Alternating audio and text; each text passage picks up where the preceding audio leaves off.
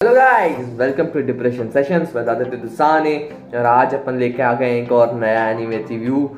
ओ भाई, इससे पहले अपन एनीमे की बात करना शुरू करें, मैं कुछ बता देता हूँ कि मेरे को 3 दिन से वीडियो नहीं आ रही। पहली बात तो मैं कुछ काम में फंस गया था, मैं उसके चलते मैं नहीं बना पा रहा था। और फिर अब ऐसा हो गया है कि मेरे को 2 चैनल और शुरू करने, जिनका नाम होगा सिंगर रेक्स और गेमर रेक्स। कोई चेंज कुछ हो जिसके अंदर रेक्स कहीं जुड़ जाए ना, तो तुम मेरे को बता देना, कोई एडवाइस दे देना।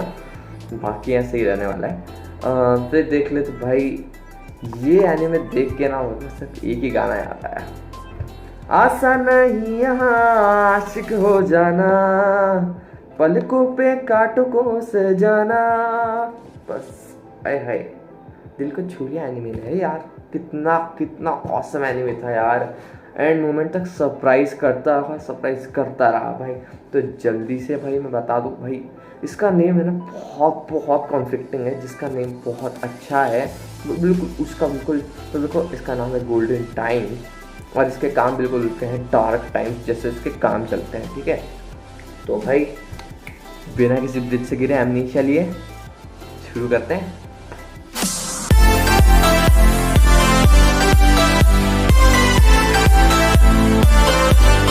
तो देखो, मैं इसे ना एक रोमांटिक टाइप एनीमे मान के चल रहा था। मुझे कहीं से रिकमेंडेशन आया था इसका कि भाई बहुत ही अच्छा है। मतलब इंस्टाग्राम पे ही मैंने कहीं देखा इसका एक बहुत ही अच्छा सीन, तो फिर मैंने सोचा कि भाई देख लेते हैं। भाई देखा तो भाई इतना सरप्राइजिंगली अच्छा था भाई, क्या बोले। बहुत ही अच्छा एनीमे था। पर जैसा उसने बताया था कि इंस्टाग्राम की किसी रील ने बताया था कि भाई बहुत मतलब रोमांटिक टाइप का है, तो उस टाइप का नहीं निकला, तो थोड़ा सा डिफरेंट लगा। ये एक रोमांटिक कॉलेज लाइफ और मोस्टली मेंटल इलनेस और एमनेशिया के जॉनर में आता है। और भाई इसकी टोटल 24 एपिसोड आए हैं अभी तक, और बस इसके आगे नहीं बनने वाले हैं। ये सीज़न एक ही सीज़न पे ख़त्म हो जाता है, जो कि बहुत ही अच्छी बात है, क्योंकि इसकी स्टोरी फर्स्ट सीज़न के अंदर ही बहुत अच्छी तरीके से क्लोजर पे आ गई है और इसके आगे दिखाने में कोई सेंस नहीं बनता। ठीक है, तो क्योंकि उसका एक जो बड़ा पॉइंट था वो ही पूरा तरीके से छूट जाता, तो फिर उन्होंने फर्स्ट सीज़न तक ही बनाया। तो भाई अगर अपन गानों को ओपीएम को और पीछे के गाने को अगर एक्सक्लूड कर दे, तो ये सिर्फ 10-15 मिनट का ही एपिसोड आता है, जिसको आप आसानी से गूगो एनीमे पे देख सकते हैं। मतलब तो गूगो एनीमे पे देख सकते हैं, अपने को पता है इंडिया के अंदर एनीमे कितने ज़्यादा चलते हैं। ठीक है, अगली बात कर ले तो भाई, इससे पहले अपन स्टोरी के ऊपर आए, अपन 2-3 चीज़ों के बारे में बात कर लेते हैं। जैसे कि हो गई विजुअल्स के बारे में बोलते हैं, तो विजुअल्स में ना थोड़े से ओल्ड टाइप के हैं, मतलब थोड़ी से डल है, जो कि नेसेसरी भी था उसके हिसाब से, और एट टाइम्स वाइब्रेंट भी है जहाँ दिखाना था उनकी रिलेशनशिप के बारे में। ठीक है, तो इस हिसाब से विजुअल्स बहुत ही अच्छी तरीके से यूज़ करें। अगली बात कर लें, बीजीएम की बात कर लेते हैं। तो भाई बहुत ही मतलब एक सूदिंग टाइप का बीजीएम है, जैसे मैंने कोमी वाली वीडियो में भी बताया था। पर इसके साथ एक कैच है कि एक टाइप का जब ये लोग खुश रहते हैं ना, तो एक टाइप का अजीब सा जो मुझे बिल्कुल मतलब क्रिंजी लगता है थोड़ा सा, जिसकी ज़रूरत नहीं थी, उस टाइप का एक बैकग्राउंड म्यूजिक बजता है, और मुझे लगता है उसकी कोई भी ज़रूरत नहीं थी। उसकी वजह से वो पूरा सीन ही क्रिंजी लगता है, मैं उसको 10-10 सेकंड आगे करके देखने लगता था ना। अगली बात कर ले भाई सॉन्ग्स के बारे में। देखो ओपीएम जो था वो बहुत अच्छा है, और भाई मुझे बहुत ही अच्छा लगा। मतलब जिस तरीके से उन्होंने पूरी स्टोरी को उसके अंदर दिखा दिया सिर्फ ओपीएम के अंदर, बहुत ही अच्छी तरीके, मतलब बहुत ही अच्छा था। अगली बात कर लेते हैं भाई, कैरेक्टर इंट्रोडक्शन दे देता हूँ मैं थोड़ा सा। तो इसका प्रोटैगनिस्ट है तादा बानरी, जिसे मेंटल इलनेस है, जिसके ऊपर अपन और भी बात करेंगे। इसे एमनीशिया है। और लिंडा के बारे में बात कर ले तो लिंडा इसकी पुरानी दोस्त है, एमनीशिया के पहले वाली। और याना सान के बारे में बात करें तो भाई याना सान इसका नया दोस्त है, जो कि एमनीशिया के बाद बना है। कागा कुकू उसकी नई गर्लफ्रेंड है, जो एमनीशिया के बाद बनी है। ठीक है, ये पहले याना सान की गर्लफ्रेंड थी। अगली बात करते भाई, अब मैं थोड़ा सा स्टोरी को डीप में एक्सप्लेन करूँगा। अब जो भी फर्स्ट एपिसोड के अंदर हुआ है, मैं ज़्यादातर उसे ही कवर अप करने की कोशिश करूँगा, उससे है ना आपके अंदर इंटरेस्ट बनेगा बाकी एपिसोड्स देखने, क्योंकि बहुत बहुत अच्छी सीरीज़ है। दादा पांडी जो नाम का लड़का रहता है, वो लिंडा का बहुत अच्छा दोस्त रहता है हाई स्कूल के अंदर। फिर वो धीरे धीरे बड़े होते हैं, तो वही साथ में ही रहते हैं, हर चीज़ में साथ में रहते हैं, तो है ना इसे लिंडा से प्यार हो जाता है। ठीक है, ये लड़का जो ताज़ा बांधी हम पहले का देखते हैं वो थोड़ा सा शाय होता है और थोड़ा सा डल होता है, उसके ऊपर आप डिपेंड नहीं हो सकते किसी काम के लिए, है ना। वो थोड़ा सा मतलब डल टाइप का ही होता है। तो फिर एक दिन ये लिंडा को बोलता है कि मैं तुमसे भाई बहुत प्यार करता हूँ, मैं तुम्हारे साथ ज़िंदगी बिताना चाहता हूँ, तो मुझे अपना आंसर आज देने की ज़रूरत नहीं, कल आके ब्रिज पे दे देना। तो ये ब्रिज पे वेट करता है, लिंडा आ रही होती है, वो लेट हो जाती है, जिसके चलते भाई कोई गाड़ी आती है और अपने ही प्रोटैगनिस्ट दादा बांधी को ठोक देती है, जिसकी वजह से वो ब्रिज से गिर जाता है और उसके सर से खून निकलता है और उसको फिर स्टिचेस वगैरह लगते हैं, जिसके बाद उसे एमनीशिया हो जाता है। उसे इतनी पुरानी ज़िंदगी के बारे में कुछ याद नहीं होता। फिर वो वहाँ से टोक्यो चला जाता है और वहाँ पे एक नया कॉलेज ज्वाइन करता है, क्योंकि वो अपने पुराने दोस्तों से मिलकर उनको पहचान नहीं पा रहा था, अपने माँ बाप को भी पहचान नहीं पा रहा था, जिसकी वजह से सबको टेंशन हो रहा था। तो उस दुनिया से एस्केप करने के लिए वहाँ टोक्यो में चला जाता है ताकि वो अपनी नई लाइफ शुरू कर सके। तो वहाँ पे वो नए दोस्त बनाता है। उसका पहला फ्रेंड होता है याना सान, और फिर आती है कागा कोको, जो कि उसकी गर्लफ्रेंड रहती है। कागा कोको उस टाइप की लड़की है भाई, सब कुछ चाहिए होती है भाई। तो वो बहुत ही डेडिकेटेड है अपने बॉयफ्रेंड को खुश करने के लिए, बहुत ज़्यादा, मतलब वो किसी भी हाइट तक जा सकती है और इसे इतनी जलन होती है, इतनी जलन होती है कि तुम सोच भी नहीं सकते।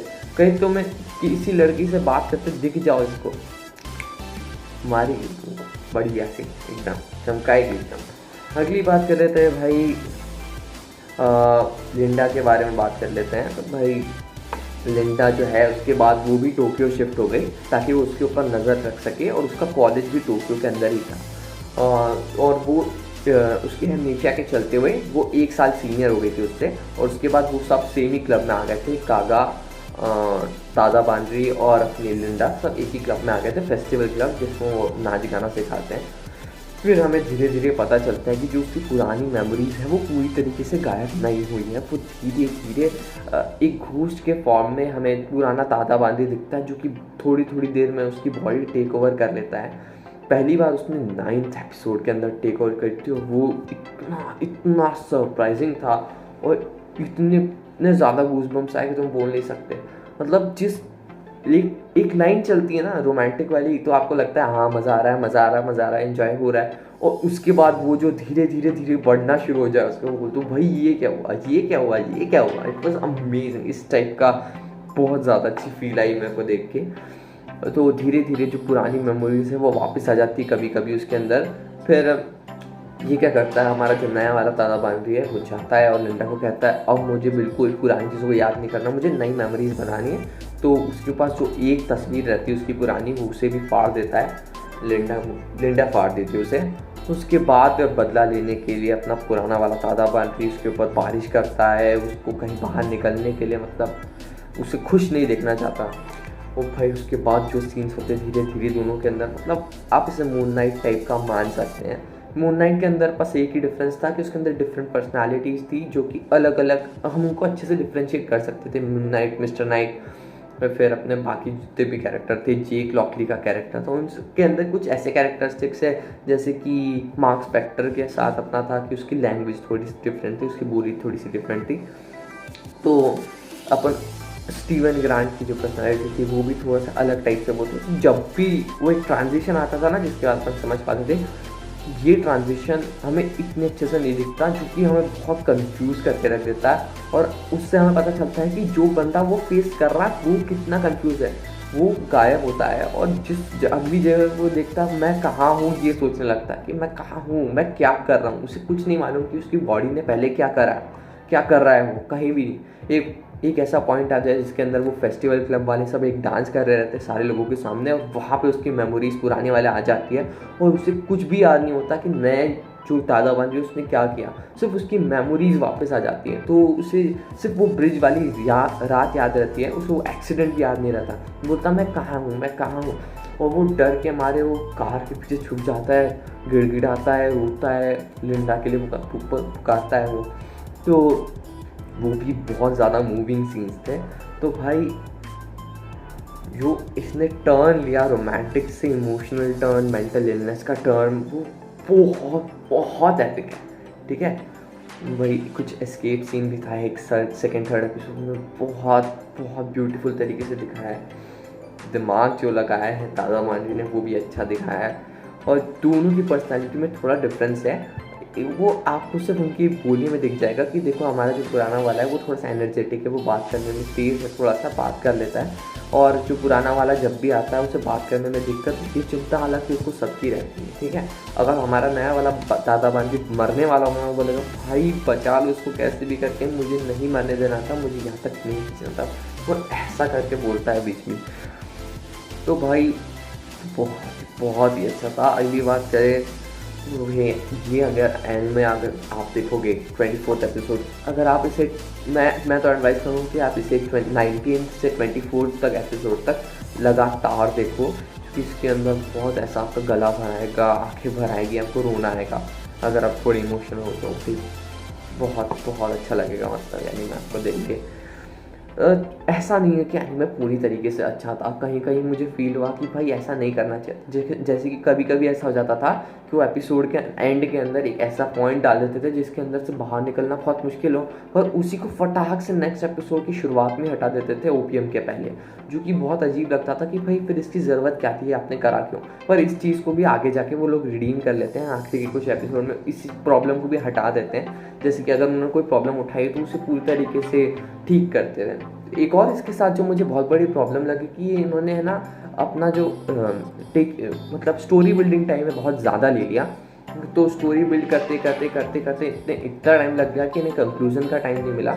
शायद इन्होंने पहले से 24 एपिसोड डिसाइड करके रखे थे, तो फिर ऐसा हुआ कि 24वां एपिसोड बहुत ही ज़्यादा शॉर्ट फील हुआ, कि जो एंड था वो थोड़ा सा और लंबा हो सकता था, इसे 1-2 एपिसोड और खींचा जा सकता था, तो वो अच्छे से दिखाते रहे सारी केमिस्ट्रीज को सबके बीच में, सबको अच्छे से एक्सप्लोर करते, सबकी एंडिंग एक थोड़ा सा सबका एंड दिखाते कि हाँ क्लोजर दिखाते थोड़ा सा। तो वो चीज़ एक बहुत बड़ी मिस हो गई। वो बाकी तो एनीमे बहुत अच्छा था, और मुझे इससे कोई भी दिक्कत नहीं है। जहाँ भी मुझे लगा कि यार क्या है यार, तो उसके जस्ट बाद उसने उसको रिडीम भी करता गया, और धीरे धीरे एंड तक बहुत ही ब्यूटीफुल तरीके से अपना क्लोजर लेता है। और जिस तरीके से दादा बांजी की एंड हुई है, तो मैं बस इतना ही बोलना चाहूँगा भाई, फिर से भाई सारी एंडिंग्स अच्छी नहीं होती है, ठीक है। बस इसी के साथ चलता हूँ। दोनों चैनल को फॉलो कर लेना। प्रॉबेबली सैटरडे संडे तक नए दोनों भी चैनल शुरू हो जाएंगे शायद तक। भाई चलते हैं, इसी के साथ मिलते हैं। और एक और बात की भाई, एनिमेरेक्स पे शायद अब कम वीडियोस आए, क्योंकि अभी जेई आ रही है, अपने थोड़ी सी तैयारी करनी है, और एनिमेज बहुत बड़े होते हैं, देखने में टाइम जाता है। तो प्रॉबेबली मैं जो देखे हुए एनिमेज है उनके ऊपर रिव्यूज़ बनाऊंगा, और जो नए आते जा रहे हैं उनके एपिसोड देख के एक ही, क्योंकि हफ्ते में एक ही आ रहा है अभी, तो वो देख के आपको दिखा सकता हूँ। और जो भी एनिमेटेड मूवीज़ है, जैसे DC league of super pets आने वाली है, वो सब भी देख के आपको बताऊँगा उसके बारे में। और एक और बात भाई जो मुझे कहनी थी कि भाई नया ट्रेलर आ चुका है अपने ग्रीन लैंटर्न का, तो भाई एक बार चेकआउट करना। डीसी का ट्रेलर है एनिमेशन में, बहुत ही अच्छा लगा मुझे। तो चलता हूँ मैं, मिलते हैं जल्दी एक्सप्लेन पे, बाय।